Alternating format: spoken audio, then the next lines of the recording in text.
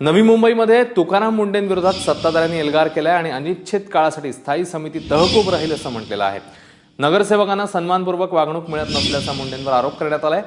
त्यामुळे नगरसेवकांनी नवी मुंबई महापालिकेत आपला तीव्र संताप या ठिकाणी व्यक्त केलेला बघायला मिळतोय आणि अनिश्चित काळासाठी स्थायी समिती जी आहे ती तहकूब राहणार आहे। जोपर्यंत सन्मानपूर्वक सन्मानजनक वागणूक नगरसेवकांना मिळत नाही तोपर्यंत ही समिती तहकूब राहील असा निर्णय घेण्यात आलाय। या विनायक पाटील आपल्या सोबत आहेत, आपले प्रतिनिधी। विनायक, काय घडतंय नवी मुंबईमध्ये? नवी मुंबईमध्ये आता आपण पाहिलं असेल की तुकाराम मुंडे आल्यानंतर आता कालच मंदा म्हात्रे यांनी विधिमंडळामध्ये तुकाराम मुंडे सन्मानजनक वागणूक देत नसल्याचं सांगितलं होतं। आता आज या ठिकाणी स्थायी समिती होती महानगरपालिकेमध्ये आणि तुकाराम मुंडे यांनी या ठिकाणचे नगरसेवक आहेत, स्थायी समितीचे सदस्य आहेत, सभापती शिवराम पाटील आहेत, जे शिवसेनेचे नगरसेवक आहेत, त्यांनी वेळ मागितली होती।